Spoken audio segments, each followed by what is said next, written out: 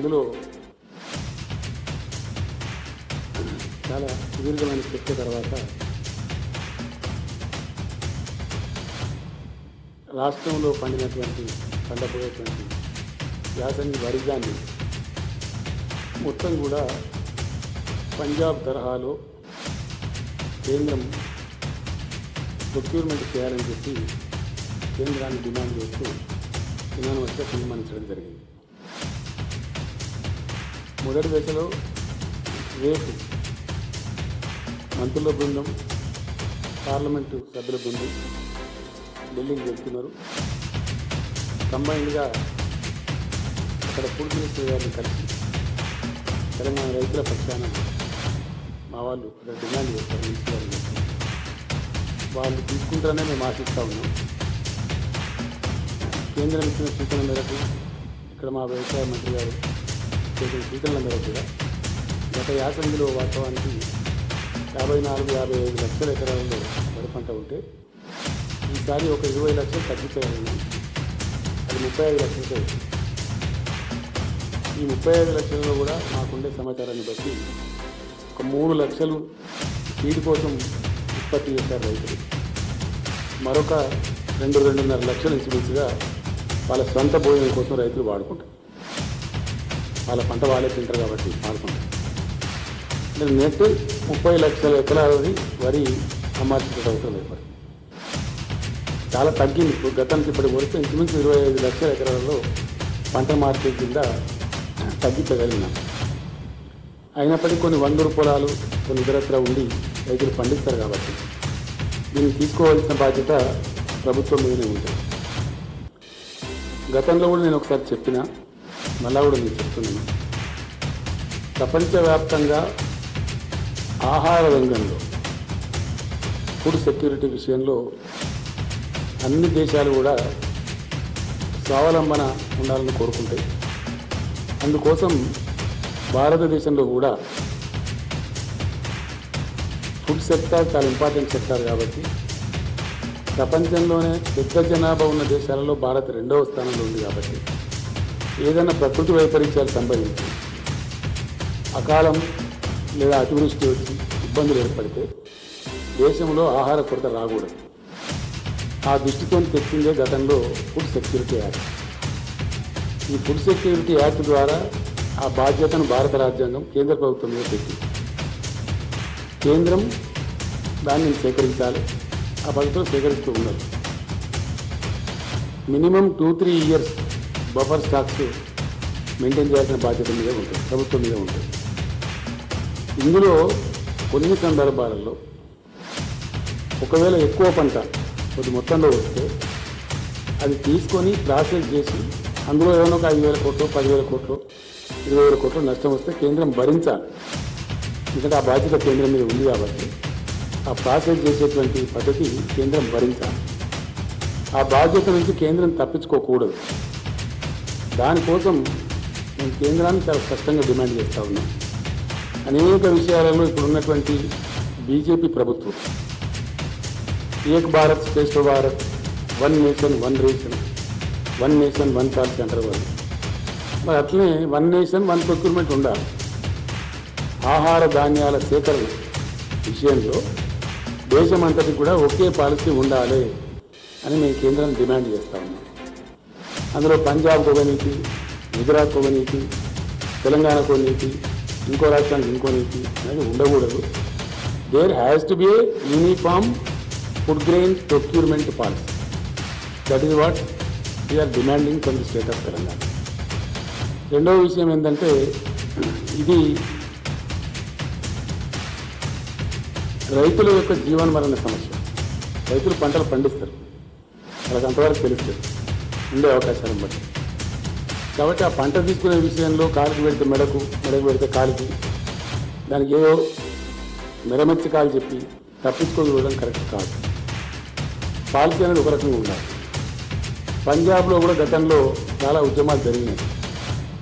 ఆ రోజులలో చౌదరి చరణ్ సింగ్ గారు, దేవిలాల్ గారు, సుర్జీత్ సింగ్ బర్నాలా గారు, ఇంకా చాలామంది, కర్ణాటక నుంచి ప్రొఫెసర్ నంజుండ స్వామి గారు స్వామినాథన్ గారు తదితర పెద్దలందరూ కూడా చాలా పెద్ద ఎత్తున ఉద్యమాలు చేస్తే పంజాబ్ హర్యానా రాష్ట్రాల నుంచి 100% ప్రొక్యూర్మెంట్ చేస్తూ ఉన్నారు. 2 పంటలు చేస్తూ ఉన్నారు. ఎంత వడ్లు పడినా 100% తీసుకుంటున్నారు, ఎంత గోధుమలు పండినా 100% ప్రొక్యూర్మెంట్ చేస్తూ ఉన్నారు. మేము డిమాండ్ చేస్తున్నది ఏంటంటే, మేము కొత్త రాష్ట్రం వచ్చిన తర్వాత చాలా కష్టపడి కేంద్రం యొక్క సహాయం లేకపోయినా మేము ఇరిగేషన్ ప్రాజెక్టులు కట్టుకొని నీళ్లు తెచ్చుకొని భూగర్భ జలాలు పెంచుకొని 24 గంటలు ఉచిత కరెంట్ ఇచ్చి సెస్ లేకుండా వాటర్ ఇచ్చి మంచి ఉత్పత్తులు సాధిస్తూ ఉన్నాం. తద్వారా రైతుల ముఖాలలో వెలుగు నిండుతూ ఉంది. ఆత్మహత్యలు తగ్గిపోయి, వలసలు తగ్గిపోయి, తెలంగాణ ప్రశాంతంగా ఉంది. ఈ ప్రశాంతతను ఇట్లా కంటిన్యూ చేయడానికి, రైతుల యొక్క ఆర్థిక పరిస్థితి మెరుగుపరచడానికి ఈ ధాన్యం సేకరణ విషయంలో, తెలంగాణ విషయంలో గతంలో కూడా కేంద్రం లేనిపోని ఇబ్బందులు పెట్టింది. ఆ రకంగా కాకుండా దయచేసి ఎటువంటి ఇబ్బందులు లేకుండా మొత్తం ఇప్పుడు యాసంగి పంటలో వచ్చే వరి ధాన్యాన్ని కొనుగోలు చేయాలని చెప్పి కేంద్రాన్ని మేము డిమాండ్ చేస్తాం. అది ఇక్కడ ఇంకోటి ఏంటంటే, కాలుకు పెడితే మెడకు, మెడకు పెడితే కాలుకు అన్నట్టు కొన్ని మాటలు వాళ్ళు మాట్లాడుతూ ఉన్నారు. అది సమంజసం కాదు. ఈరోజు కూడా ఇంతకుముందే ఢిల్లీలో ఏదో వచ్చినట్టుగా వార్త మాకు వచ్చింది. అది ఎంతవరకు నిజమో మాకు తెలియదు. మేము స్ట్రేట్ అవే ఒకటే డిమాండ్, ఎంఎస్పీ నిర్ణయించేది బియ్యానికి కాదు, ధాన్యానికి. మినిమం సపోర్ట్ ప్రైస్ అనేది వడ్లు కొనడానికి నిర్ణయిస్తుంది ప్రభుత్వం. ఎంఎస్పీ ప్రకారమే పంజాబ్లో మొత్తం మీరు ప్రొక్యూర్ చేస్తున్నారు, దాని తర్వాత బిల్లింగ్ చేసుకుంటున్నారు. అదే పద్ధతిలో మా వడ్లు కూడా మొత్తం ఎంఎస్పీ ద్వారా కొనండి. ఇక దాన్ని రైస్ చేసుకుంటారా, బాయిల్ రైస్ చేసుకుంటారా, భాగవతం ఆడించుకుంటారా, అది మీ బాధ్యత. మీకు ఏ తప్పటి ఉంటే అట్లా చేసుకోవచ్చు, మీకు ఏ అనుకూలమైతే అది చేసుకోండి. కానీ మీరు బాయిల్ రైస్ చేయాలి, మేమేం ఇస్తామండి బాయిల్ రైస్? నాకు అర్థం కాదు. అది మాకే సంబంధం. You take paddy and pay the MSP. That's all. It's very simple. As you are doing it in Punjab.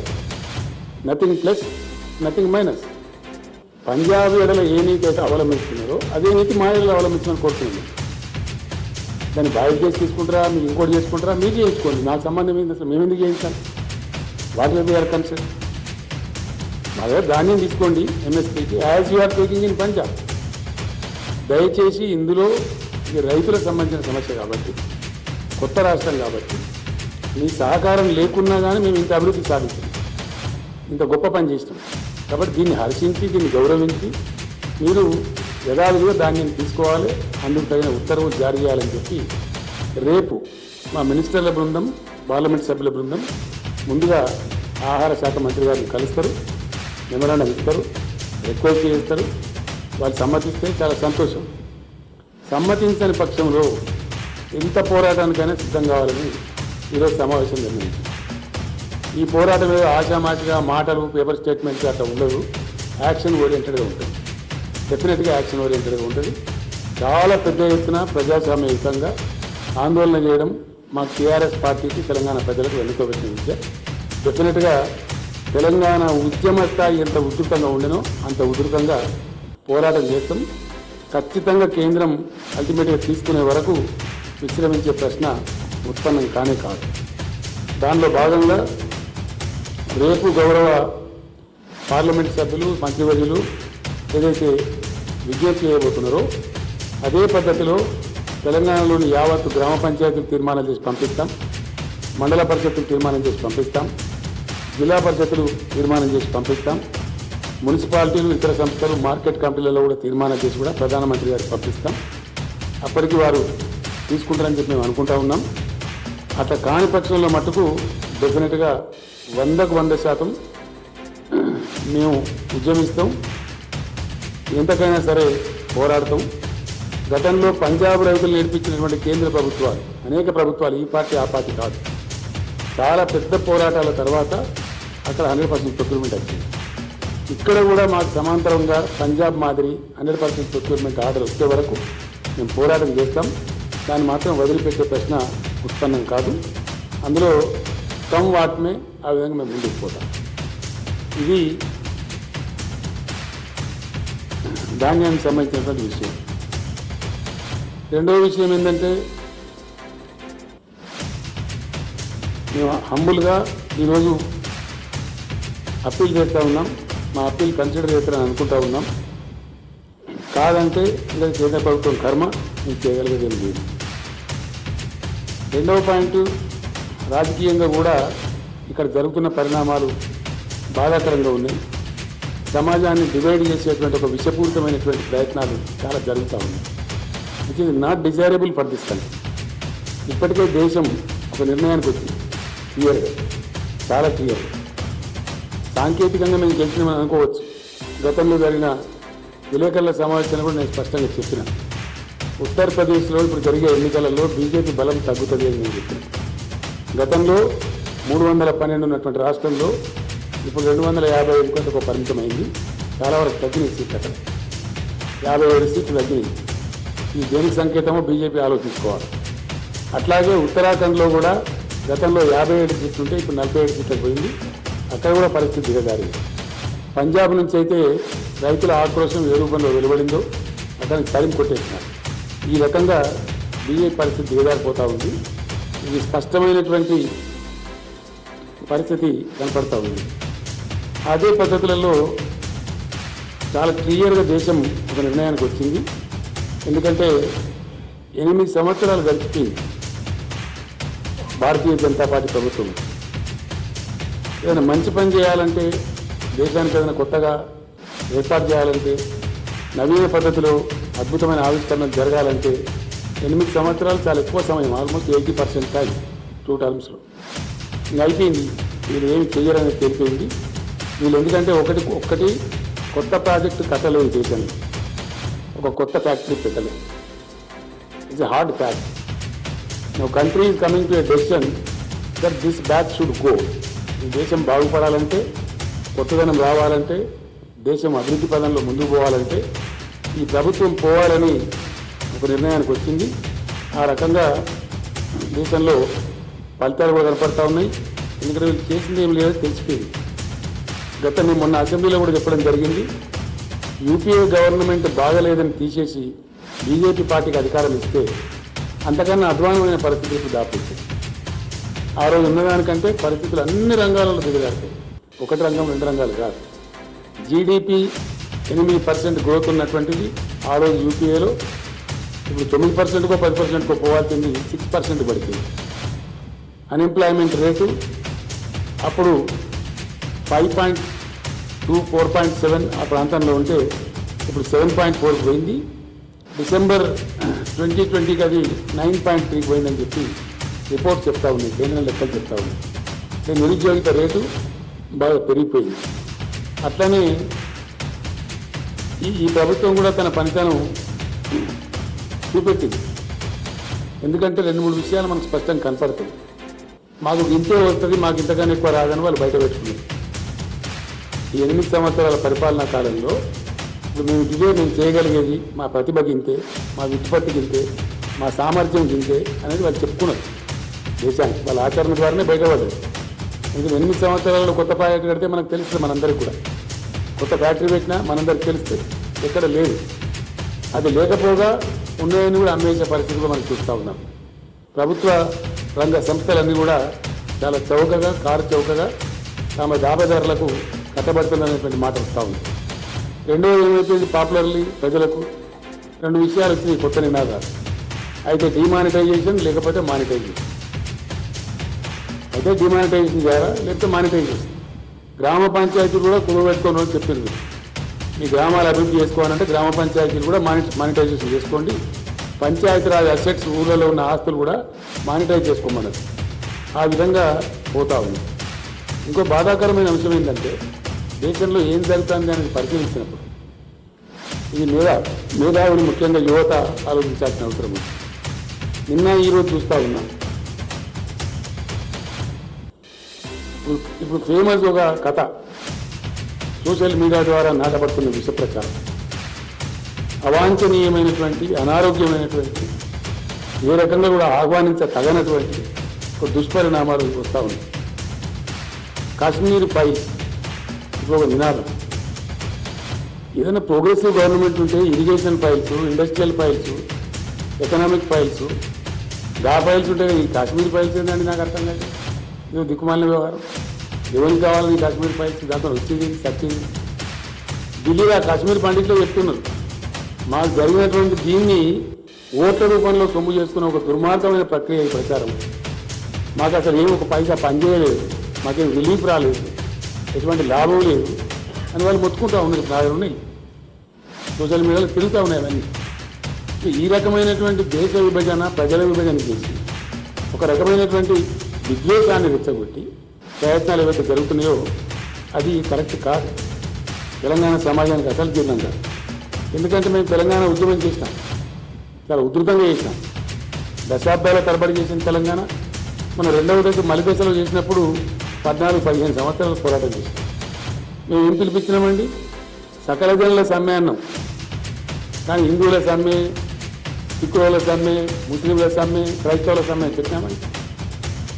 Inclusive, ఒక ఎడ్యుకేషన్ చేసిన, ఒక గ్రోత్ సాధించిన, ఒక ప్రగతి సాధించిన, it should be inclusive, it should be of the entire nation. ప్రభుత్వం గత మాటలు. కానీ దౌర్భాగ్యం ఏంటంటే బీజేపీ పాలిత రాష్ట్రాలలో, అనేక రాష్ట్రాలలో సెలవులు ఇచ్చి ప్రభుత్వ ఉద్యోగస్తులను కాశ్మీర్ ఫైల్ సినిమాలు ఇవ్వమని చెప్తుంది. ఎటుపోతుందండి దేశం? ఏం దిక్కుమాలిన ప్రచారం? ఇదేం విభజన రాజకీయం? దీని పర్యవసానం ఏంటి? ఎక్కడ తీసుకెళ్తారు ఈ దేశాన్ని? అనేక దశాబ్దాల తరబడి అనేక ప్రభుత్వాలు కొనసాగించినటువంటి కృషి వల్ల ఒక వాతావరణం నిర్మాణం అయితే ఇలా భారతదేశంలో ఐటీ రంగంలో అది అంతర్జాతీయ స్థాయి విధిని. ఐటీ రంగం అనేది ఇండియా నుంచి దాదాపు 5 లక్షల కోట్ల పైసలు సాఫ్ట్వేర్ ఎక్స్పోర్ట్ అవుతాం. బెంగళూరు, హైదరాబాద్, పూణే తదితర ఏరియాలను కలుపుకుంటాం. ఎక్కడికి పోతే రేపు పొద్దున ఈ విభజన రాజకీయాలు పెట్టి, విద్వేషాలు పెట్టి, సమాజాన్ని పెట్టి విచ్చలవిడి ప్రయత్నాలు చేస్తే ఏం జరుగుతుంది? రేపు పొద్దున వాతావరణ కాలుష్యం ఏర్పడితే ఎవరు దానికి బాధ్యతలతో వహిస్తారు రేపు పొద్దున? కాబట్టి డెఫినెట్లీ 100%. ఇంకోటి, ప్రభుత్వ అసమర్థత అనేక రూపాలలో బహుముఖ్యంగా బయటపడ్డాయి. కరోనా వస్తే దాన్ని ట్యాకిల్ చేయడంలో చాలా ఘోరంగా విఫలమైంది కేంద్ర ప్రభుత్వం, చాలా ఘోరంగా.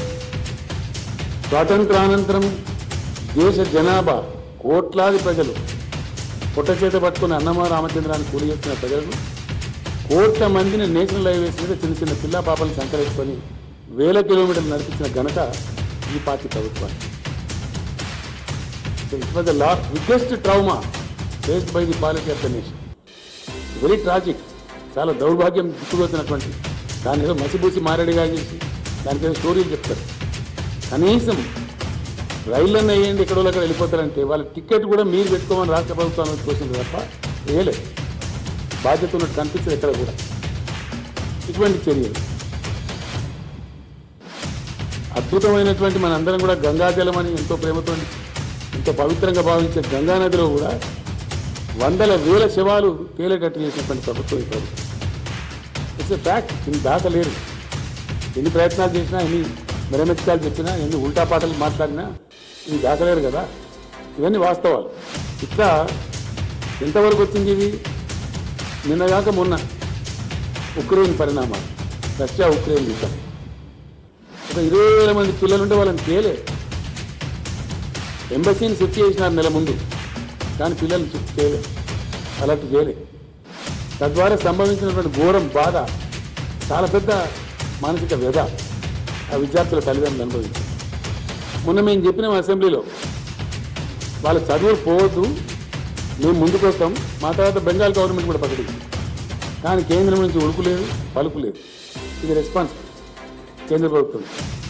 అంటే ఇట్లా ఏ రకంగా చూసినా మాకు ఎంతసేపు కాశ్మీర్ ఫైల్స్, విద్వేషాలు ప్రవేశపెట్టడం, సమాధానం విడదీయడం మాకు ఇంతే శాతనవుతుందని చెప్పగా చెప్తున్నారు. మాకు ఇక అభివృద్ధి లేదు, ప్రగతి లేదు, ప్రాజెక్టు లేదు, ఏమి లేదు. జీడిపి పెంచేది లేదు, దేశం యొక్క ఆర్థిక అభివృద్ధి లేదు, జస్ట్ నథింగ్. అన్ని ఇండెక్స్లలో చాలా భయంకరమైనటువంటి ఇండెక్స్. నిన్నగాక మొన్నటి అడుగుతుంది హ్యాపీనెస్ ఇండెక్స్. దానిలో 139వ ర్యాంకు భారతదేశం. 149 దేశాల ర్యాంకు ఇస్తే అవర్ పొజిషన్ అనేది 139. మేము అంటే ఇంకో రకంగా ఉంటుంది. కానీ గొప్ప పరువు నష్టం కేసు ఏంటంటే మన పక్కన ఉన్న భూటాన్ కంటే తక్కువ ఉంటుందా మన పరిస్థితి? నేపాల్ కంటే తక్కువ ఉంటుందా? పాకిస్తాన్, బంగ్లాదేశ్, శ్రీలంక కంటే కూడా మన పరిస్థితి తక్కువ ఉంటుందా? స్పష్టంగా కనపడుతుంది. ఇవన్నీ ఇండెక్స్లు మేము చెప్తలేము. ఇంటర్నేషనల్ బెంచ్ మార్క్స్లో ఎప్పటి నుంచో దశాబ్దాల నుంచి వరల్డ్ బ్యాంక్ కావచ్చు, ఇంకోలు కావచ్చు చేస్తూ ఉన్నారు. యూత్ అన్ఎంప్లాయ్మెంట్ ఇండెక్స్లో లాస్ట్ బట్ 1 ర్యాంక్లో ఉన్నాం మనం. 20.84 ర్యాంక్లో ఉన్నది మనం. సిరియా కంటే కూడా అధ్వానమైన పరిస్థితిలో 23.01 ర్యాంక్. ఇంత ఘోరమైనటువంటి పరిస్థితి ప్రజాస్వామ్య విలువల పరిరక్షణలో కానీ, హ్యూమన్ డెవలప్మెంట్ ఇండెక్స్లో కానీ, హంగర్ ఇండెక్స్లో కానీ ఏ రకంగా చూసినా కూడా అన్నిట్లలో కూడా దేశం పురోగమనంలో ఉంది, పురోగమనంలో లేదు. కాబట్టి రాజకీయంగా కూడా ఈరోజు మేము తీర్మానం చేస్తాం, ఈ పార్టీ తీసుకొచ్చేటువంటి దుర్మార్గమైన విధానాలను, ఈ కశ్మీర్ ఫైల్స్ అనే ఫిలాసఫీని దీన్నంతా కూడా తిప్పికొట్టాలి, ప్రజలను ఎప్పటికప్పుడు చైతన్యవంతం చేయాలి. అవసరమైతే బ్రహ్మాండమైనటువంటి పద్ధతులలో దీని వ్యతిరేక ఉద్యమాలు కూడా నిర్వహించాలని చెప్పి కూడా ఈరోజు అనుకున్నాం. డెఫినెట్గా ఒక తీర్మానం ఏంటంటే స్పష్టంగా ప్రజలకు చెప్పాల్సిన బాధ్యత మనకు ఉంటుంది. కాబట్టి 100% మా వల్ల కాదు, మా వల్ల ఇదే అవుతుంది, మాతో ఇదే కశ్మీర్ ఫైల్స్ లాంటి వ్యవహారమే అవుతుంది, ప్రతిసారి కూడా తీసుకొచ్చి పెడతాం.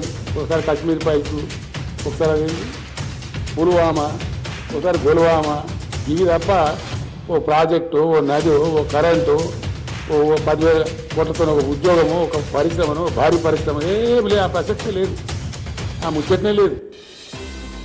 ఒక్క మాట కూడా కంప్లీట్ వాగ్దాన భంగం, కంప్లీట్. వాళ్ళు చెప్పింది ఏ ఒక్క వాగ్దానం కూడా నెరవేరలేదు. అంతా చునావుకా జుమ్లా, పక్కా చునావీ జుమ్లా. ఏ ఒక్కటి కూడా 2 కోట్ల ఉద్యోగం ఇస్తామన్నారు, లేదు.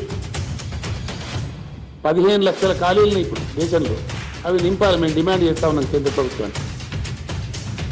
వాటి మీద కూడా మేము ధర్నాలు చేస్తాం.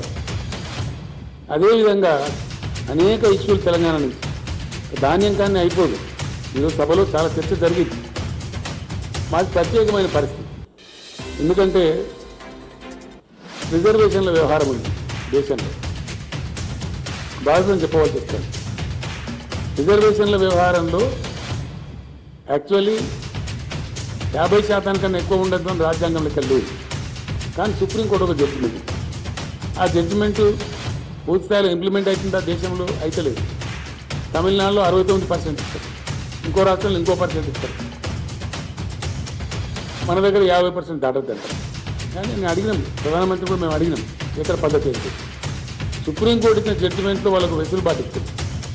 ఏదైనా ప్రాంతంలో, దేశంలో, ఏదైనా రాష్ట్రంలో ప్రత్యేక పరిస్థితి సంభవిస్తే అప్పుడు ప్రభుత్వాలు పెంచుకోవచ్చు, 50% అధిగమించవచ్చు అని చెప్పింది. దాన్ని మొత్తం మేము కంప్లీట్గా కమిషన్ ఏర్పాటు చేసి, రిపోర్ట్ తెప్పించి, అధ్యయనం చేసి, సమగ్రంగా పంపించినాం. శాసనసభ ఏకగ్రీవ తీర్మానం చేసి పంపించినాం. గిరిజన రిజర్వేషన్లు మేము ఆంధ్రప్రదేశ్లో ఉన్నప్పుడు పలచబడ్డాం, మేము 6%గానే పరిగణించబడ్డాం. ఇవాళ మా పర్సెంటేజ్ పెరిగిపోయింది తెలంగాణ సెపరేట్ స్టేట్ కావడం వల్ల. కాబట్టి దాన్ని 10% పెట్టుకుంటామని చెప్పి పంపించింది.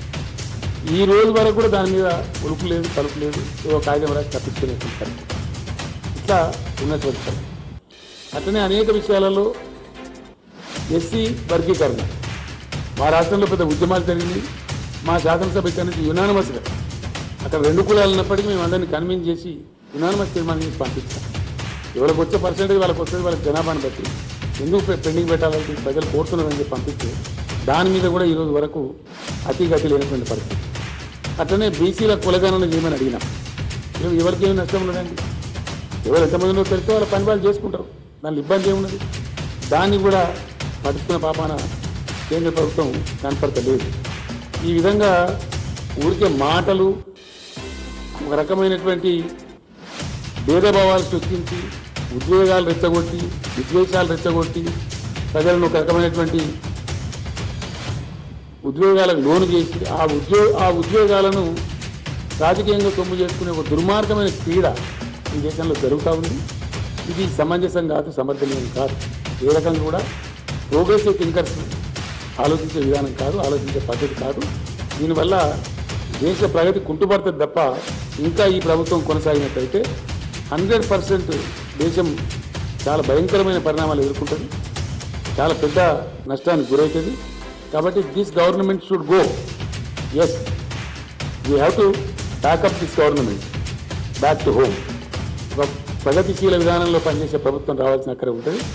అందుకోసం కూడా తప్పకుండా మేము మా ప్రయత్నాలు మేము చేయాలని చెప్పి కూడా ఈరోజు నిర్ణయం చేసుకున్నాం. ఆ రకంగా విపరీతమైనటువంటి బ్యాంక్ స్కామ్ జరుగుతూ ఉంది. బ్యాంకుల రుణాలను కూడా ఎన్పిఏలు అని పేరు పెట్టడం కొత్త ఫ్యాక్షన్ మొదలైంది ఈ గవర్నమెంట్ వచ్చినాకనే. అంతకుముందు ఏదో మామూలుగా ఉండేది, రెస్ట్ ఆఫ్ ద రేర్ ఉండేది. ఇప్పుడు ఒక తరవా అయిపోయింది. రైట్ ఆఫ్ చేసిన మొత్తం 11 లక్షల కోట్లు. రైతులు ధాన్యం కొనమంటే 10-15 వేల కోట్ల విలువైనటువంటి ధాన్యం కొనమంటేనేమో దానికి కాలుకు పెడితే మెడకు పెడితే కాలికి అదేదో ఎక్సెస్ అయిపోతుంది అని మాట్లాడతారు. రైతుల ధాన్యం కొనమంటే చెమట పడిపి కష్టపడి పెట్టుబడి పెట్టి రిస్క్ తీసుకొని ఎన్నో ఆటుపోట్లు కట్టుకొని సీజనల్ కండిషన్స్ తట్టుకొని రైతులు పండిస్తే ఆ పంట కొనమంటే 10-15 వేల కోట్లు. మొన్న ఒక్కడే దుర్మార్గుడు 22 వేల కోట్లు వచ్చింది. లక్షల కోట్లు ముస్తారు. 11 లక్షల కోట్లు రైతు ఆఫ్ చేస్తారు. కానీ రైతుల ధాన్యం కొనరు.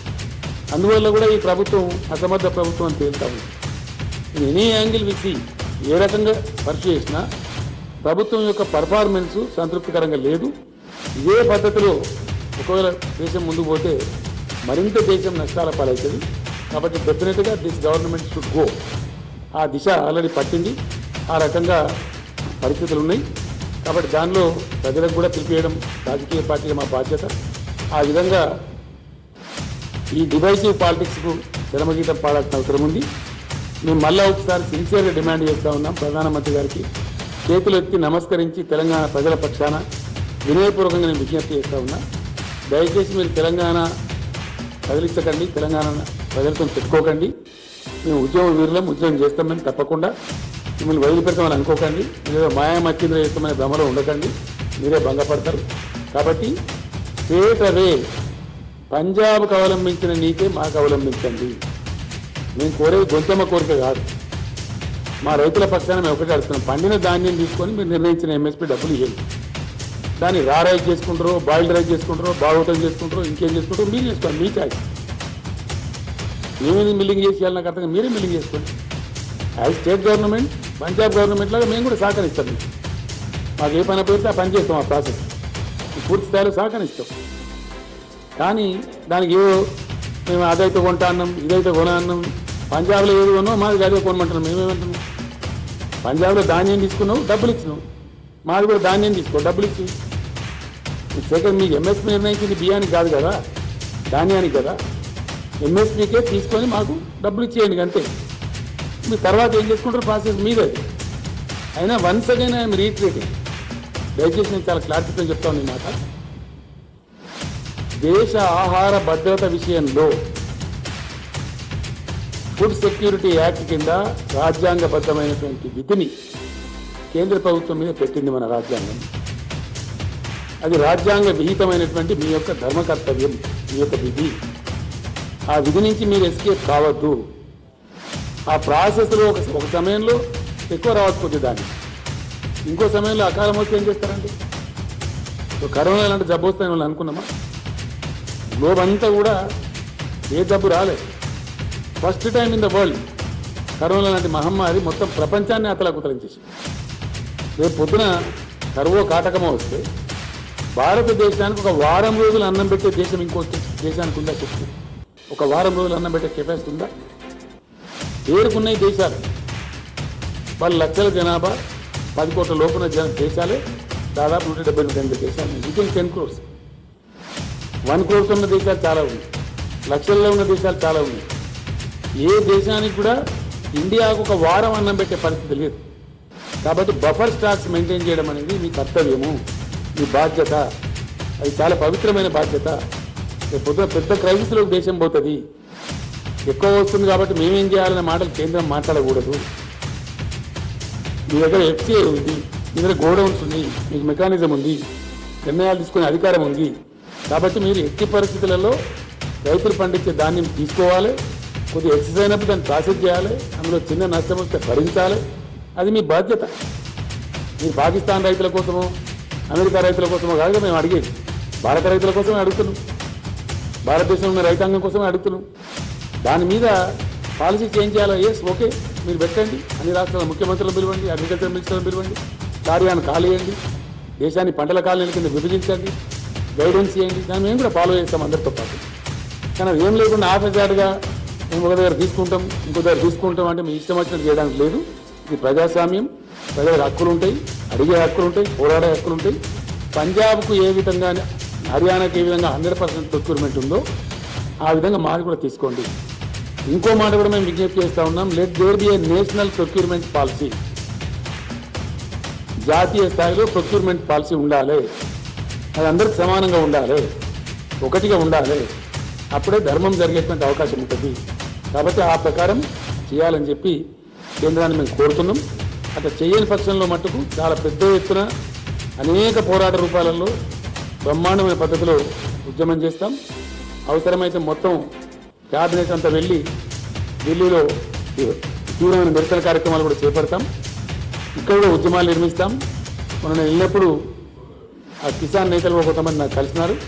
తప్పకుండా మేము కూడా వస్తాం సార్, పార్టిసిపేట్ అవుతామని చెప్పినారు. జాతీయ స్థాయికి ఉద్యమాన్ని తీసుకొని పోతాం.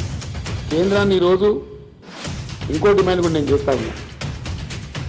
దేశంలో ఇప్పటి వరకు అందరికీ రాజ్యాంగ రక్షణ ఉంది, కానీ దేశానికి అన్నం పెట్టే రైతులకు ఇలా కాన్స్టిట్యూషనల్ సేఫ్టీ లేదు. ఎస్, డెఫినెట్గా ఈ దేశంలో రావాల్సిన అవసరం ఉంది. Let there be constitutional safety for the farmers. किसान के लिए संवैधानिक रक्षा की जरूरत है. किसानों का हकों को संविधान में शामिल किया जाए. हमारे पार्टी की तरफ से हम डिमांड कर रहे हैं, किसानों को बचाने के लिए, किसानों का गौरव बढ़ाने के लिए, किसानों को आत्मनिर्भर बनाने के लिए किसानों को संविधान रक्षा चाहिए. ये हमारा डिमांड है केंद्र सरकार के साथ. ये कोई उल्टा सुल्टा डिमांड नहीं है. इसीलिए हम कह रहे हैं कि किसानों को संवैधानिक रक्षा दो. एमएसपी के लिए हो, प्रोक्योरमेंट के लिए हो, पैदावारी के लिए हो, किसी भी चीज़ के लिए हो, let there be a constitutional coverage, constitutional safety to the farmers. I appeal to the Honorable Prime Minister. I appeal to the Food Minister. If you are farmer loving government, now prove your integrity. Come forward. Take the farmers into the constitutional net. Constitutional protection ఇవ్వండి. ఆ రకంగా రాజ్యాంగ సవరణ చేయండి. మీకు చిత్తశుద్ధి ఉంటే ఇదే పార్లమెంట్లో పెట్టండి కాన్స్టిట్యూషనల్ అమెండ్మెంట్కు. మా పార్టీ సపోర్ట్ చేస్తాం, దేశమంతా కూడా సపోర్ట్ చేస్తారు, హర్షిస్తారు. ఆ రకంగా చేయాలని కూడా నేను కోరుతా ఉన్నాను. Thank you. అది ఏ పర్సెంట్ మాకు సంబంధం లేదు. నువ్వు ధాన్యం తీసుకో, నీకు ఇష్టమైతే అట్లా చేసుకో, మాకెందుకు ఆ బాధ. మాకు నేను ఏమంటున్నా అంటే ఒకటే మా సింపుల్ ముచ్చట, పంజాబ్లో వడ్లు కొన్నావు, మావి కూడా వడ్లు కొని డబ్బులు ఇక అంతే. ఆ బియ్యం కథ దయ్యం కథ మాకెందుకండి, మాకెందుకండి. Why do I bother for that? As you have done in Punjab, do it in Telangana. That's all.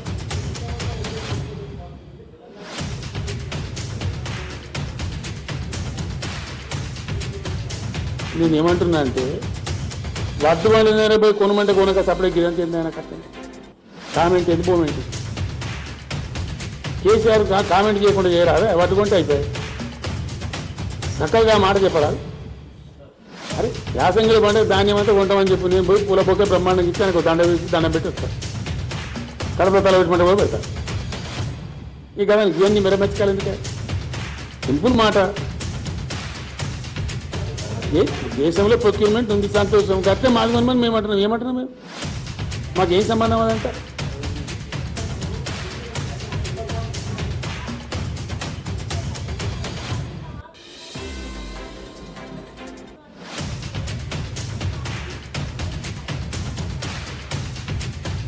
मैं समझा नहीं आपका क्वेश्चन.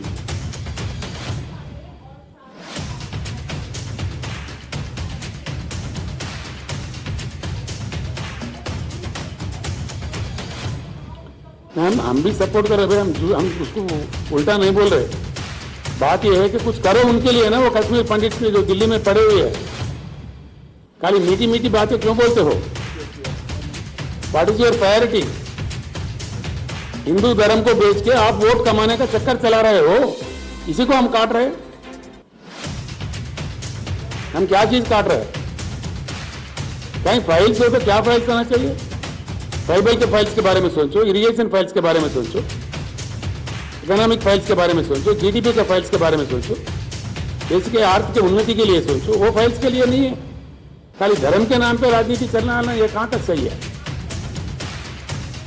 100% कर रहे, बिल्कुल वो कह रहे, इससे बढ़कर हमसे कुछ होता ही नहीं है बोल रहे। इसमें शर्माने क्या बात है, छुपाने क्या बात है? वो तो खुलेआम कह रहे, हमारे पास यही कश्मीर फाइल्स होता, पुलवामा होता, पाकिस्तान होता, हम किसी को राक्षस बताते, इसके नाम पे तुम वोट दो, यही तो कह रहे हैं ना वो लोग सुबह शाम। जो देश के हित में अच्छा नहीं है, में क्या गलती है?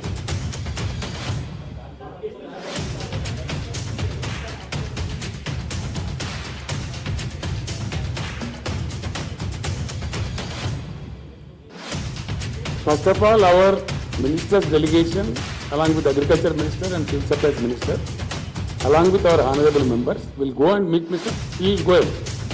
Ask him. We will see his reaction. Thereby, if need be, I will myself go to Delhi. We will see. I can't say it now. We will go according to the developments.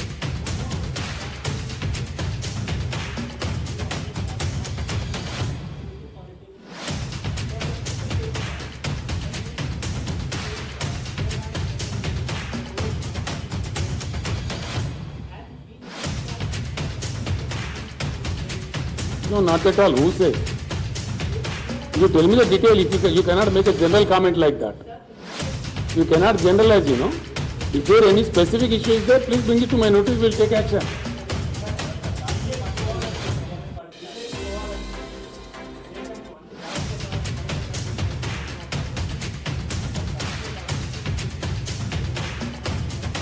మీ విలేకరులతో నాకు ప్రార్థన అండి. నేను మొన్న రాంచీలో కూడా చెప్పిన, రాంచీలో కూడా ఒక విలేకరు నన్ను అడిగింది. నేను అక్కడికి వెళ్ళి మాట్లాడిన తర్వాత విలేకరుల సమావేశం ఇచ్చే జరుగుతుంటే అడిగిండ్రు. నేను ఏం చెప్తున్నా అంటే 100కు 100%. If you are interested, please read yesterday's Deccan Chronicle అని పేరుందన్న పవన్ వర్మ అని ఒక ఆయన ఆర్టికల్ రాశారు. It is definitely sure that there is a void in national politics. There is a vacuum, easily understandable word is vacuum at the national level. There is no doubt about it. దాని సందేహం ఏం లేదు, దానికి సిగ్గుపడేది ఏం లేదు. ఆ void ఏ విధంగా భర్తీ కావాలా అనేది ఒక ప్రయత్నం. బీజేపీ వ్యతిరేక ఫ్రంటా ఇది అని నన్ను రాంచీలో వ్యతిరేకరాలి కోపం చేసినాను.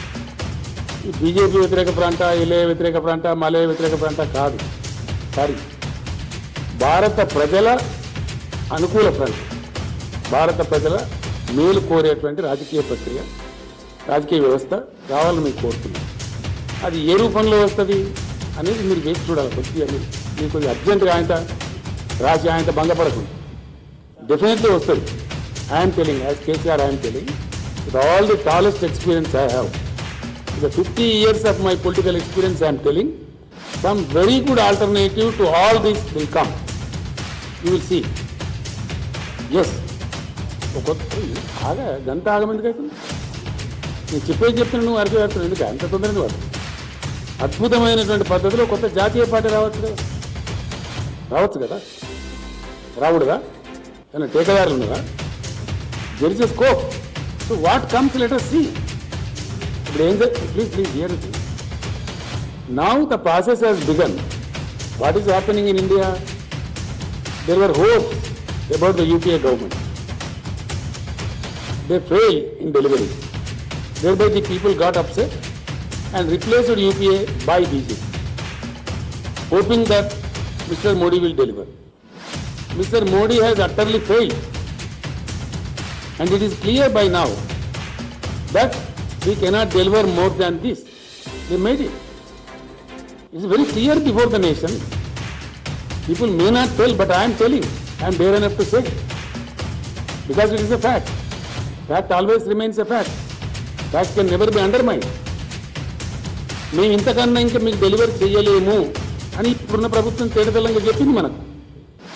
లాస్ట్ మీటింగ్లో నేను చెప్పిన, కొందరు గ్రహించవచ్చు, కొందరు గ్రహించకపోవచ్చు. 8 బడ్జెట్లు ప్రవేశపెట్టబడ్డాయి. ఏం జరగలేదు ఈ దేశంలో. ఏం జరిగిందంటే జరిగితే మనకు తెలియదు. మనం రామా ప్రజల్లో లేమా? మనం ఓ కరెంట్ రంగమా, నీటిపారుదల రంగమా, ఏ రంగంలో జరిగిందండి? ఆర్థిక అభివృద్ధి జరిగిందా? ఏ రంగం అభివృద్ధి జరిగిందండి? అన్ని కిందికి పోతున్నాయి, నివేదికలు చెప్తున్నాయి. ప్రజాస్వామ్య విలువలు ముఖ్యమైపోతున్నాయి, శాంతి భద్రతలు తగ్గిపోతున్నాయి, ఆకలి చావులు పెరుగుతున్నాయి, నిరుద్యోగం పెరుగుతుంది, 15 లక్షల ఖాళీలని గవర్నమెంట్ భర్తీ చేస్తలేదు. ఇవన్నీ ఫ్యాక్ట్స్ కదా. మేము డెలివరీ చేయగలిగేది గింతే అని ప్రభుత్వం చెప్పింది. కాబట్టి మార్పు రావాల్సిన అవసరం ఉంది. దీన్ని ఏమి అరమరికలు ఇవ్వండి. Very clear and it's democracy. అది మాట్లాడుతున్న తప్ప అన్నట్టు అట్లా మాట్లాడకూడదు అన్నట్టు మాట్లాడతా. తప్పకుండా ఈ దేశంలో పరివర్తన రావాల్సిన అవసరం ఉంది, భారీ పరివర్తన రావాల్సిన అవసరం ఉంది, స్ట్రక్చరల్ చేంజెస్ రావాల్సిన అవసరం ఉంది. ఎస్, డెఫినెట్గా చాలా స్ట్రక్చరల్ చేంజెస్ రావాలి. 75 సంవత్సరాలలో కూడా చాలా అనామలీస్ ఉన్నాయి, చాలా అనామలీస్ పెండింగ్లో ఉన్నాయి, చాలా విషయాలని అవన్నీ చర్చకు పెడితే వస్తాయి అవన్నీ. కాబట్టి ఇప్పుడు దేశం అర్థం చేసుకున్నది. UPA has miserably failed, it was replaced by BJP and BJP had more miserably fail. UPA కన్నా అధ్వానంగా ఫెయిల్ అయిపోయింది. ఫెయిల్ కావడమే కాకుండా వీళ్ళు విద్వేష రాజకీయాలు తెస్తున్నారు. యూపీఐలో అది లేకుండా ఎట్లీస్ట్ వీళ్ళు ఒక ద్వేషం విద్వేషం రోజు పొద్దున్న లేస్తుంది. ఎన్నిక వస్తుందంటే ఒక కథ, ఒక ఉద్వేగ పరిస్థితి క్రియేట్ చేయాలి, దాన్ని ఎన్కాష్మెంట్ చేసుకోవాలి. ఏం ఉపన్యాసాలు వింటున్నామండి ఈ దేశంలో? ఎన్నికల మాట్లాడే ఉపన్యాసాలేనా? ఒక చెన్నారెడ్డి గారు మసీదు పక్కన నిలబడి పంచిండని చెప్పి చేసి మాట్లాడిందని చెప్పి 6 ఏళ్ళు బార్ చేసింది, ఆయన డిబార్ చేశారు, ఆయన సభ్యత్వం తీసేసి. మన రాష్ట్రం ఈరోజు నిన్నగాక మన ఉత్తరప్రదేశ్ ఏంటండి? ఏమేం జరిగింది? మాకు ఓటు అయిపోతే నేను ఫలానా మతం అని పేరు పెడతాం. ఈ భాష ఉపన్యాసాలు చెప్తున్నారు. ఈ వాంఛనీయం ఏమై దేశంలో? ఈ పద్ధతేనా? ఫ్రీ విల్ ఉందా కంట్రీలో? ఉంటుందా? ఇదే పద్ధతి కొనసాగచ్చునా?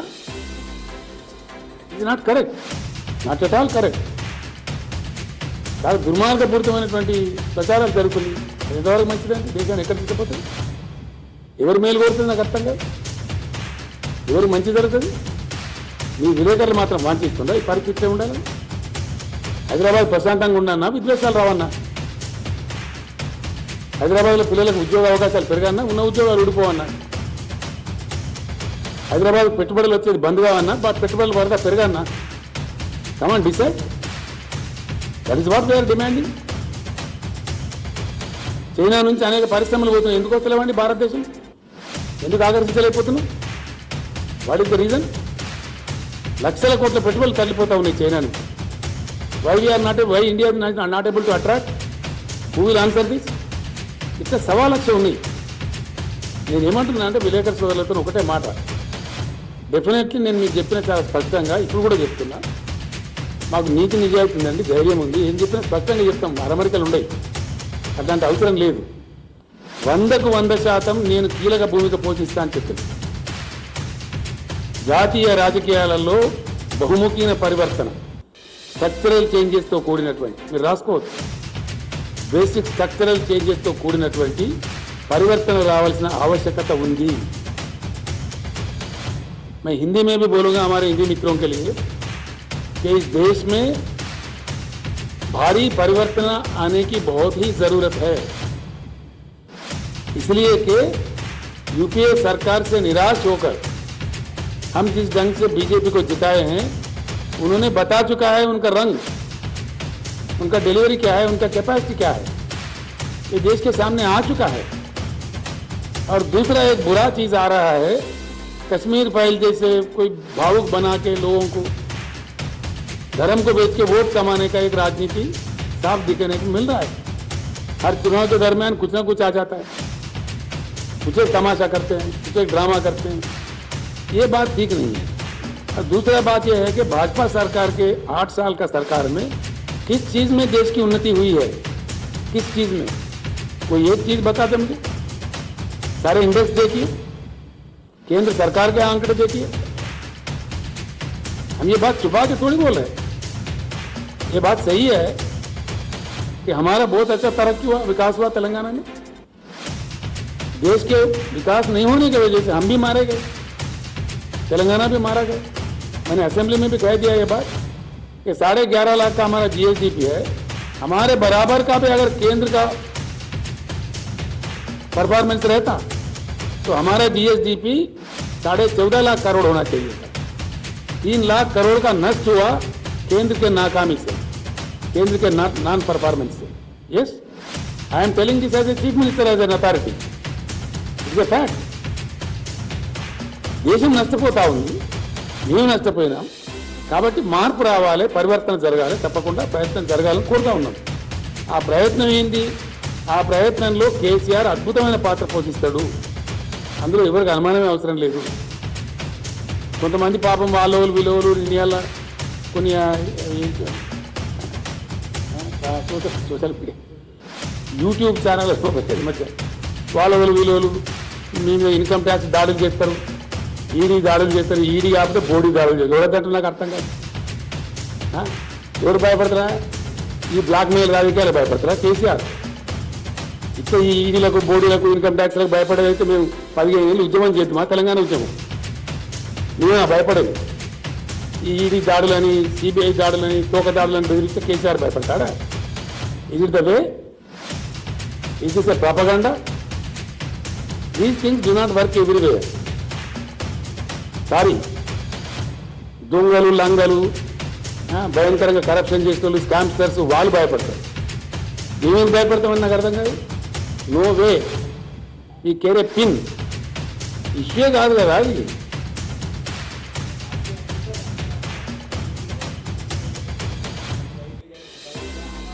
నేను ఏమంటున్నా అంటే హంగామా చేస్తారా?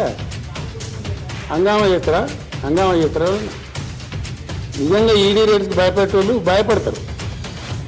ఈ పిట్ట బెదిరింపులకు, ఈ ఈడీ బీడీ బెదిరింపులకు, నీ బోడీ బెదిరింపులకు ఎవరు భయపడాడు? దా, మోస్ట్ వెల్కమ్, కమ్.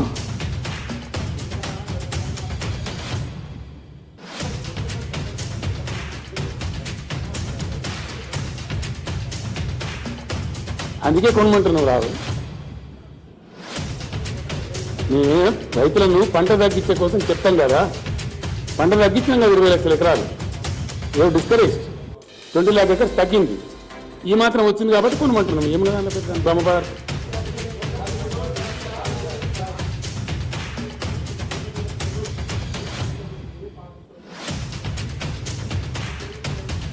మేము ఏం చేయాలన్నప్పుడు మీకు చెప్తామండి అని చెప్పినా కానీ రాష్ట్రం ఏముంది? ఏమేం చేయాలో చేస్తాము. ఇండియా గేట్ దగ్గర కొంచెం వస్తాం, వద్దు కూడా పోయామా? డెఫినెట్గా పోతాం. Yes please.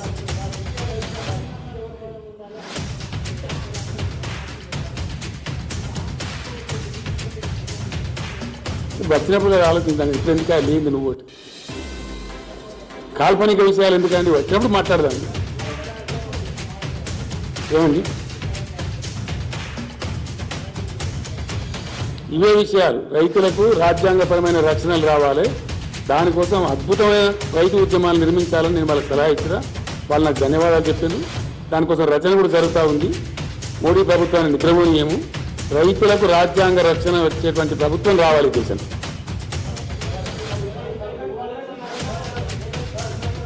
एक मिनट बैठे रहो, किसमें भाई? यही तो है ना तमाशा. शिवाजी महाराज को लाओ, कहीं कोई महाराज को लाओ, बिठाओ, परमिशन मतलब म्यूनसिपालिटी का क्या गुंडागिरी है? क्या गुंडागिरी है क्या? मैं गुंडागिरी करना चाहते क्या? कहीं कोई चीज लाओ, रखो, खड़ा करो, हंगामा करो, ये तमाशा है क्या? कौन मना करता है शिवाजी महाराज का? कौन रिस्पेक्ट नहीं करता इस देश में? सबसे ज्यादा आदर हम करते हैं, क्यों नहीं करेंगे? बाज़ाब्ता लो, परमिशन लेकर रखो. 6 फीट का नहीं तो 7 फीट का रखो. कौन मना कर रहा है? शिवाजी महाराज के नाम पे राजनीति मत करो. शिवाजी अगर रहता तो खुदकुशी कर लेता इस पे.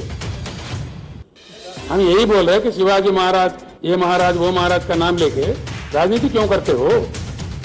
दम है तो there are much deeper issues which are of most public importance, public concern. देश में गरीबी है, उसके बारे में बात करो. देश का बेरोजगारी के बारे में बात करो. देश का जीडीपी मारा गया है, उसके लिए बात करो. उसके लिए क्यों बात नहीं करते? वहां आवाज नहीं आता. ఒక్కలు వాళ్ళకు పూర్తి స్థాయిలో న్యాయం చేయాలి. కేంద్రం శుష్కప్రియాలు, శూన్యాస్తాలతో వాళ్ళ మీద సినిమా చూపించి రాజకీయ సొమ్ము చేసుకుంటుంది తప్ప వాళ్ళకి న్యాయం చేస్తలేదు. నేనంటే వీళ్ళు కాశ్మీర్ పండితులు అంటుంది. నిన్న ఇవాళ స్టేట్మెంట్ ఇచ్చిన టీవీలకు వాళ్ళు BBC టెలికాస్ట్ చేసింది. It's all political drama played by BJP for 24 elections అని స్పష్టంగా కాశ్మీర్ పండిట్ వాళ్ళ క్యాంపులో చెప్పింది. మీ వీడియో కావాలని చూపెట్టన్నా ఒప్పుకుందా?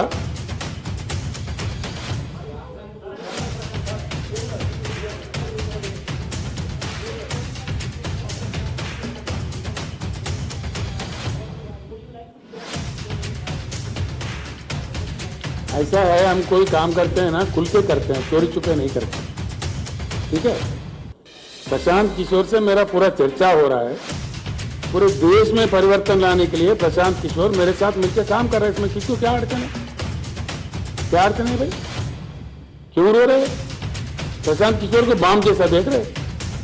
क्या बात है? इतना डर क्यों लग रहा है प्रशांत किशोर से? यस, प्रशांत किशोर मातो కలిసి పని చేస్తున్నాడు, తప్పేందండి? చేయకూడదా? ప్రశాంత్ కిషోర్ దగ్గర ఒక ఆర్ట్ ఉంది, ఆయన డీప్గా సర్వే చేసి చెప్తాడు, పీపుల్స్ పల్స్ పట్టుకుంటాడు. ఐపాక్ అనే సంస్థ పెట్టింది బాగా అని రహస్యమా? మళ్ళీ ఏంటంటే నేను ఏమంటున్నా అంటే ఆయన రహస్యమా? అరే రామచంద్ర, నేను చెప్పనియో కాదు, తొందర ఎందుకు పడుతున్నా అంత ఆగమాగమాగమా. ప్రశాంత్ కిషోర్ అతను కలిసి పనిచేసినప్పుడు దేశం గురించి పనిచేస్తాడు, తెలంగాణ గురించి పనిచేయడా? ఇదేం అమాయకత్వమే. మొత్తం కలిసి పనిచేస్తాం కదా, అంత కంబైన్. తెలంగాణ దేశం నుంచి వేరే ఉన్నారా? ఎంటైర్ దేశం గురించి ఆలోచన చేసినప్పుడు దానిలో తెలంగాణ కూడా అంతర్భాగం ఉంటుంది కదా ఆటోమేటిక్గా. किसको? उसका अपमान कर रहे हैं आप ये भी बोल सकते हैं ना 3000 करोड़ दिया, प्रशांत किशोर का रेट जमा रहे आप आने से 300 बोलकर उनका इज्जत खराब कर रहे हैं आप. क्या बात है भाई? एक बात आपके फायदे के लिए बोल रहा हूँ, for your benefit I am telling, for benefit of all the friends also. Prashant Kishor is my best friend for the last 7-8 years. One must know it. Done. और याद रखिए, प्रशांत किशोर अपने जिंदगी में कहीं पैसे लेके काम नहीं करता. Please take it from me, he never works, he is not a paid worker. Yes, you people don't know who is Prashant Kishor, what is his commitment for the nation. आप लोगों को जानकारी नहीं है. I am very sorry for that. इसलिए मुझे कहना पड़ रहा, मुझे पेन हो रहा है कि अच्छा आदमी को बदनाम किया जा रहा है. कहीं कौन साबित कर सकता है एक आदमी को? आओ बोलो, प्रशांत किशोर पैसे लेके किसी के लिए काम किया? किसी के पास है? कोई रिपोर्ट है? कोई बता सकता है? నేను ఏమంటున్నా అంటే ఆయన ఎప్పుడు కూడా ఎవరి డబ్బులు తీసుకోలేదు. మీకు for your information, Prashant Kishor బీజేపీకి పనిచేసిండు, జగన్మోహన్ రెడ్డికి పనిచేసిండు, ప్రశాంత్ కిషోర్ మొన్న మమతా బెనర్జీకి పనిచేసిండు. ఎవరు రిక్వెస్ట్ చేస్తే వాళ్ళకి పనిచేసిండు. 12 రాష్ట్రాలలో పనిచేసిండు. ఆయన నేషనల్ పాలిటిక్స్లో కూడా పనిచేసిండు. స్టాలిన్ కుమార్ తమిళనాడులో పనిచేసింది, చాలా మందికి పనిచేసింది, బీహార్లో చాలా చోట్ల చేసిండు ఆయన. ఈరోజు నేను అడిగితే దేశ రాజకీయాల మీద ఒక అవగాహన ఉంది కాబట్టి, 12 రాష్ట్రాల్లో పనిచేసిన అనుభవం ఉంది కాబట్టి, తప్పకుండా జాతీయ రాజకీయాలు ప్రభావితం చేయించడానికి కేసీఆర్ ప్రబల నిర్ణయం తీసుకున్నాడు కాబట్టి, ప్రశాంత్ కిషోర్ నేనే పిలిచినా, నేనే ఇన్వైట్ చేసినా బ్రహ్మాండంగా పనిచేస్తున్నాను. ఎందుకు బాంబు పడేట ఎదురుపడుతున్నారండి? అదే ఇప్పుడు రహస్యంలాగా, కొత్త విషయంలాగా ఏమున్నది దాని నాకు అర్థం. 100% ఈజ్ ఎ కమిటెడ్ పర్సన్. ఈయన చాలా రోజులు ఫారిన్ దేశాల్లో ఉద్యోగాలు చేసిండు. ఆయన యుఎన్ఓలో పనిచేసిండు. ఈ work for so many countries. ఇండియాకు వచ్చిన తర్వాత అతని ప్రయత్నం అతను చేస్తున్నాడు.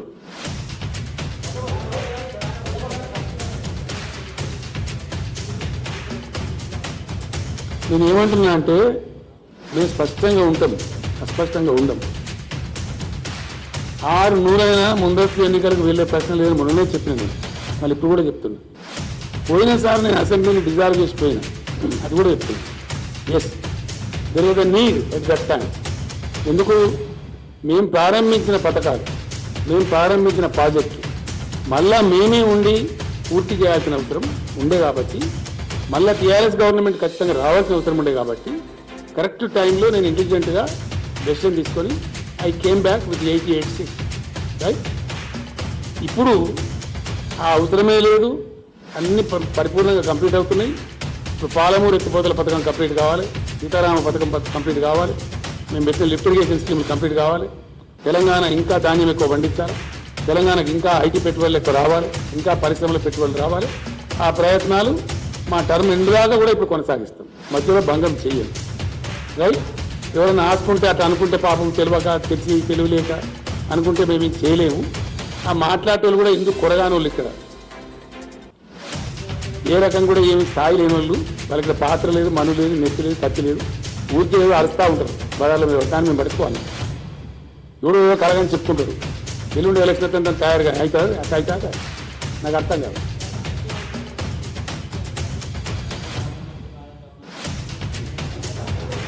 నేను ఏమంటున్నా అంటే ఎవరో తేడా కాలేక అనుకుంటారు పాపం. ఆలోచన తక్కువ ఉన్న వాళ్ళు, అవగాహన తక్కువ ఉన్న వాళ్ళు అనుకుంటారు. అంతే కదా. కేసీఆర్ ఎప్పుడు మోసం చేయడు కదా. కేసీఆర్ ఏం చెప్తారో అదే చేస్తారు. డెఫినెట్గా ఏం చెప్పినామో అదే చేసినాం, కూడా ఏం చెప్పినామో అదే చేస్తాం. ఏంటండి రిపోర్ట్ కాదండి, ఒక సెంటర్ స్ప్రెడ్ ఐటమ్.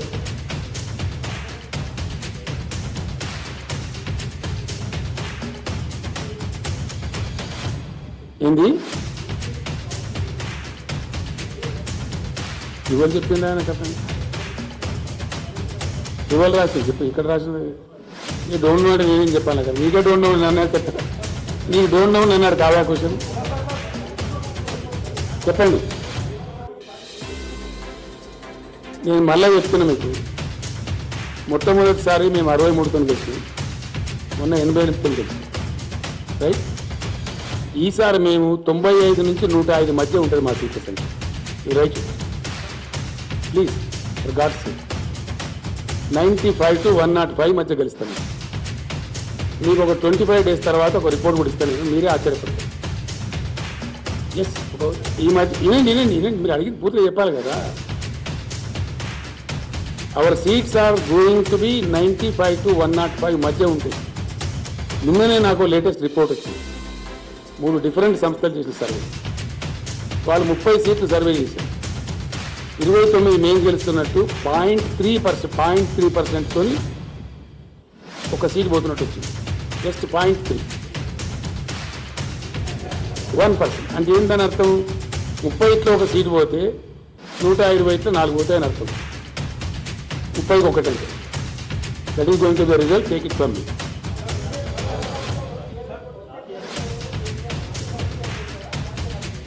అది ఎట్లా సమయం నిర్ణయిస్తుంది కదా. కేసీఆర్ ఎక్కడ అవసరం పడితే అక్కడ పోతాడు కదా. టీఆర్ఎస్ ప్రభుత్వం ఉంటుంది గ్యారెంటీ.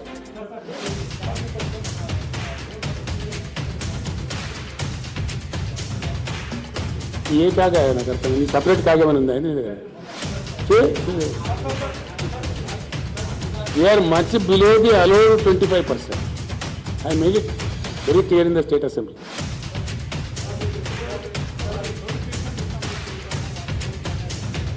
టైం పడుతుందా బాబు? కట్టిస్తారా? ఎక్కువ కట్టిస్తా అంటే కోర్టు కేసు పెడతారా? 80,000 ఉద్యోగాలు నింపుతామన్నాం, నింపి తీరుతాం గ్యారంటీ. Don't be waste. అది నాకెట తెలిసి నాకు అర్థం కాదు. నేను ఏమంటున్నా అంటే, నేను వేదిక పెడతానా, ఫ్రంట్ పెడతానా, పార్టీ పెడతానా, నాకే సరిగ్గా తెలియదు. You see discussions are under way. క్లియర్గా చెప్తున్నాను. ఇంకా అనుమానం అక్కర్లేదు. ఎట్లా ఉంటుందంటే, కల్పన లేని వాళ్ళు ఉంటారు, అవగాహన లేని వాళ్ళు ఉంటారు. ఫర్ యువర్ ఇన్ఫర్మేషన్ ఆయన తెలియదు. టీఆర్ఎస్ పార్టీ పెడుతున్నప్పుడు నా పాత మిత్రులు కొందరు వచ్చిన క్లాస్మేట్ ఏమవుతుందని అడిగింది. పంచాయతీరాజ్ ఎలక్షన్ లాంచింగ్ ప్యాడ్గా నేను పోతున్నాను చెప్పి. అంటే ఎప్పుడు పెడతావు పార్టీ అని అడిగింది. సుప్రీంకోర్టులో కేసు పెండింగ్ ఉంది, 2001 సంగతి చెప్పి. దాని జడ్జిమెంట్ని అనుసరించుకొని నేను పెడతాను. నేను వెయిట్ చేస్తున్న సుప్రీంకోర్టు జడ్జిమెంట్ వచ్చింది. అప్పటికే టీఆర్ఎస్ జెండా, టీఆర్ఎస్ ఫస్ట్ క్లాస్ అన్నీ రెడీ చేసి నేను బీరువాల పెట్టి తాళం వేసి పెట్టింది. ఇది బయట చాలా మంది తెలియదు, రైట్. సుప్రీంకోర్టు జడ్జిమెంట్ వచ్చిన మరుక్షణం నేను కొంత పద్ధతి పాటించే మంచిది కాబట్టి అయ్యగారులను అడిగి ముహూర్తం తెలుసుకొని నిర్ణయం ఖరారు చేసి పెట్టేసి, ఆ టైంలో నా ఫ్రెండ్స్ వచ్చారు. వచ్చి ఇదంతా సినిమా చూపించినట్టుంది, నువ్వు పార్టీ పెట్టుడు, పంచాయతీ ఎలక్షన్ పోటీ చేసుడు, నీకు అభ్యర్థులు దొరుకుడు, నువ్వు గెలుచుడు ఉంటారా అని. అంటే నేను చెప్పిన, పాలిటిక్స్లో ఎప్పుడు కూడా పనిచేసేది ఏంటి? Situation and equation. ఏమైనా రాసుకుంటారంటే రాసుకోండి. పాలిటిక్స్లో ఆల్వేస్ అన్నిటికన్నా ఎక్కువ ప్రభావితం చూపించేది trend and equation and situation. ఈ మూడు ఉంటే దానికి ఒక ఆర్టికులేటర్ మ్యాచ్ అయింది అనుకో, exactly that was what the result of TRS in Panchayati Raj elections. 2 జిల్లా పరిషత్తులు గెలిచింది 45 రోజుల్లో పాటు, 100 మండలాలు గెలిచింది, 3000 సర్పంచులు గెలిచింది, 1142 ఎంపీటీసీలు గెలిచింది. మీ సాక్షి దాన్ని ఇప్పుడు కూడా గట్లే ఉంటుంది. ఆగమాగం అది ఏం జరుగుతుందో మీరు చూస్తారు. There are much deeper issues ample ఉన్నాయి, చాలా చాలా ఉన్నాయి సమస్యలు. దేశంకు అవగాహన లేని ఉన్నాయి, దేశాన్ని ఎట్లా గోల్మాల్ దింపిలో ఉన్నాయి. 75 ఏళ్లలో ఎంత అజ్ఞానంలో దేశాన్ని పెట్టినటువంటి ఇష్యూలు ఉన్నాయి. చాలా పరిశాన్ అవుతారు మీరు అవి బయటకు వచ్చినారు. కాబట్టి తొందరద్దు. Things are under way, things are under process. ఆ ప్రాసెస్ జరుగుతుంది తప్పకుండా. 2024లో సంపూర్ణ క్రాంతి వైపు భారతదేశం రాష్ట్ర వేస్తుంది.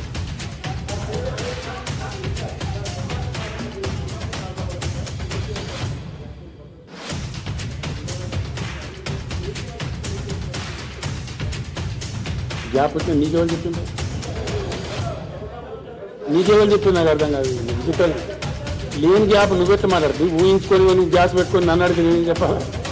చాలా హంబగా అండి. Sorry, I don't answer this silly question. నేను ఏమంటాడా జిఎస్ సార్ అడిగిపోతే నన్నే కడతావా? You don't ask me please.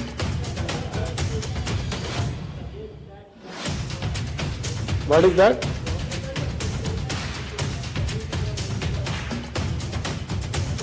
I said it very clearly, abundantly, no. That question does not arise.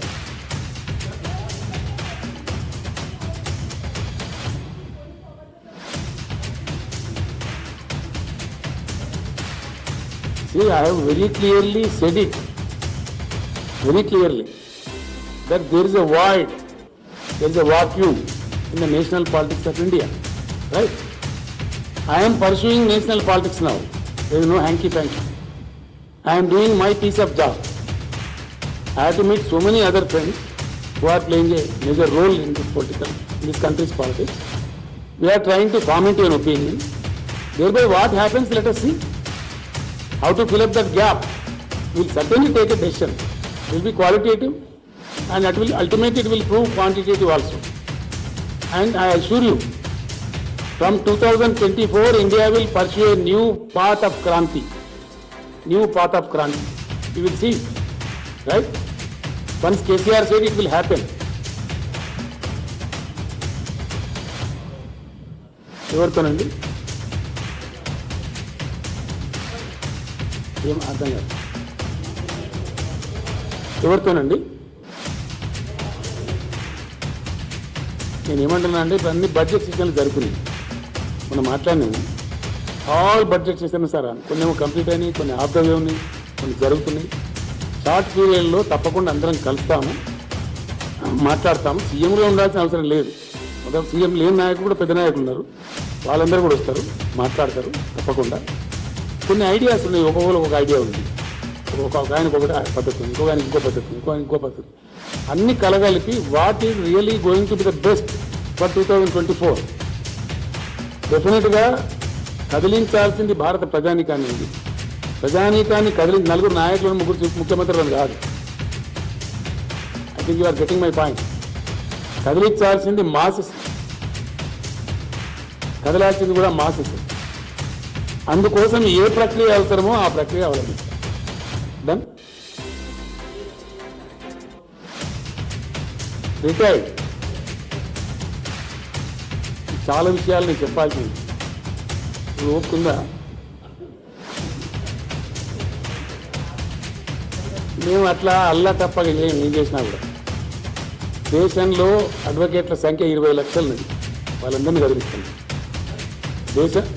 ఇంత పెద్ద సబ్జెక్ట్ చెప్పాను. దేశంలో 1018 యూనివర్సిటీలని ఆల్రెడీ వర్క్ స్టార్ట్ అయింది, వాళ్ళని కదిలిస్తున్నాం. డన్. దేశంలో 45,000 నుంచి 65,000 వరకు గ్రాడ్యుయేషన్ కాలేజీలు, డిగ్రీ కాలేజీ ప్రొఫెషనల్ అన్నీ కలిపి కానీ అటు సైడ్ పోయింది. అది కూడా జరుగుతుంది పని. వర్క్ స్టార్ట్ అయింది అండ్ ఏం అరమరికలు ఇవ్వండి. I said I'm doing my piece of work. నేను ఒకసారి అన్నా అంటే ఊరుకుంటున్నా, తప్పకుండా పని చేస్తా కదా. రోజుకో 3-4 గంటలు దాని మీద సీరియస్ పని జరుగుతాను. ప్రశాంత్ కిషోర్ నాతో కలిసి పని చేస్తే నేను చెప్పినా కదా, ఆయన పని ఆయన చేస్తూనే ఉన్నాడు, మాట్లాడుతూనే ఉన్నాం. చాలా రాష్ట్రాల నుంచి నాకు ఫోన్లు వచ్చి చాలా మాట్లాడుతున్నాం.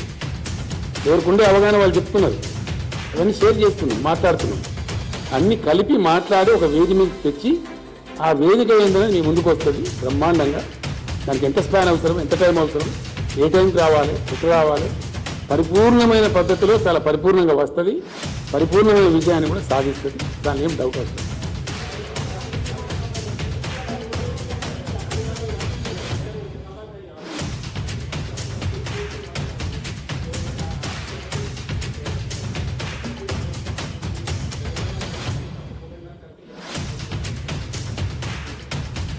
समझ में नहीं आया मेरी बात?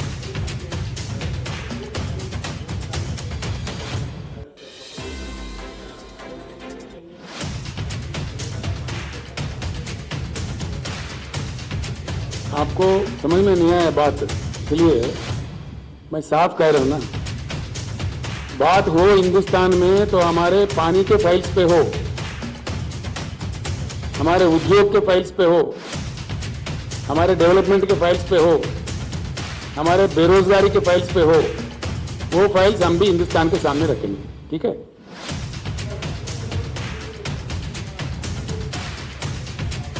ఇప్పటికి చేయలేదు. అట్లాంటి ప్రస్తావన వస్తే ఆలోచిస్తాం.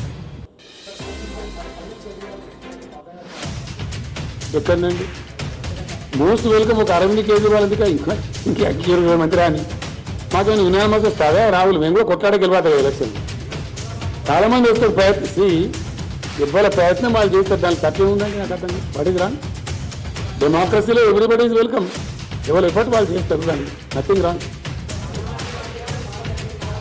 ఏంటండి మేము సత్యనే చేయమండి. పాదయాత్ర కానీ ఓల్డ్ టాక్టిక్స్ వేరే అయిపోయింది, అది ఎగ్జాస్ట్ అయింది. ఇలాగ అంతా కూడా చేసుకుని చేస్తారు.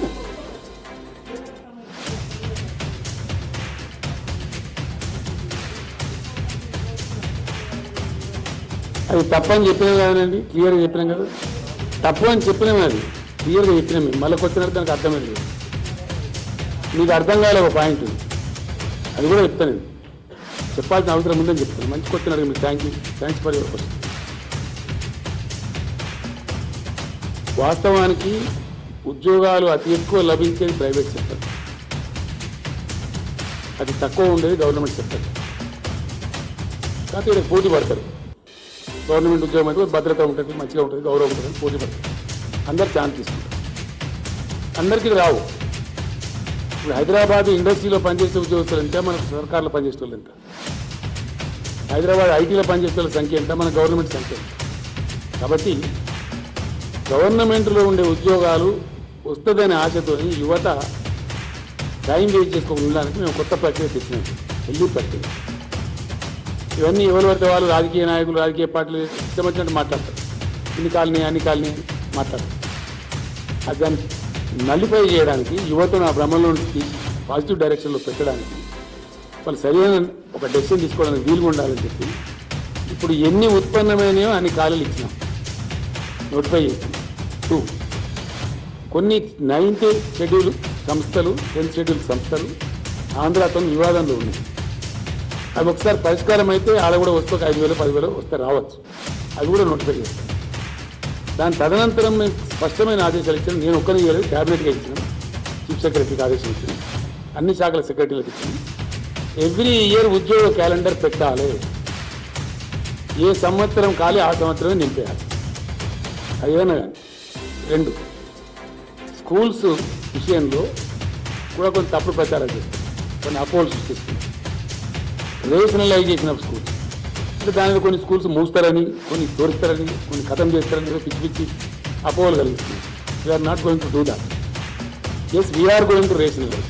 ఏం చెప్పిన నేను ప్రతి పాఠశాలలో కూడా మనం చెప్పినప్పుడు చెప్పిన క్లియర్ స్పష్టంగా మేము ఇచ్చిన ఆదేశం ఏంటంటే విద్యాశాఖ మంత్రి గారికి, సెక్రటరీ గారికి ప్లస్ చీఫ్ సెక్రటరీ చెప్పిన ప్రతి పాఠశాలలో ఉండాల్సిన ఫ్యాకల్టీ లెక్కల సార్ ఉండాలి, సైన్స్ సార్ ఉండాలి, తెలుగు సార్ ఉండాలి, ఏమేమి సబ్జెక్ట్ టీచర్ ఉంటారో అది that is the real rationalization.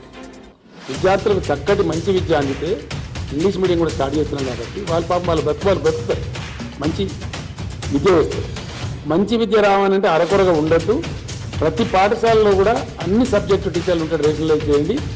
కావాలంటే ఇంకో 10,000 టీచర్ పోస్ట్ తీసుకోమని చెప్పింది. You take another 10,000 teacher post, but 100% అన్ని స్కూళ్ళల్లో ప్రతి సబ్జెక్టు టీచర్ ఉండాలి. జర్నలిస్టుతో నా రిక్వెస్ట్ అక్కడ లేపల మీద నా దృష్టి చేసి రాబోయే 2-3 నెలల్లో ఈ రిక్రూట్మెంట్ అయిపోయిన తర్వాత నెక్స్ట్ అకాడమిక్ ఇయర్ నుంచి ఖచ్చితంగా రేషనలైజేషన్ ఏంటి, అన్ని పాఠశాలలలో అన్ని సబ్జెక్టుల టీచర్ల నుండి పరిపుష్టమైన విద్య చెప్పాలి, చక్కటి విద్య చెప్పాలి. దానికోసం ఇంకో 10,000 ఉద్యోగాలను ఇస్తామని చెప్పింది. ఇంకో 10,000 టీచర్ పోస్ట్ కావాలని ఇస్తాం, దాన్ని తీసుకోండి, చేయండి, చక్కగా నడపండి అని చెప్పినాం. That kind of rationalisation also will take. Thank you.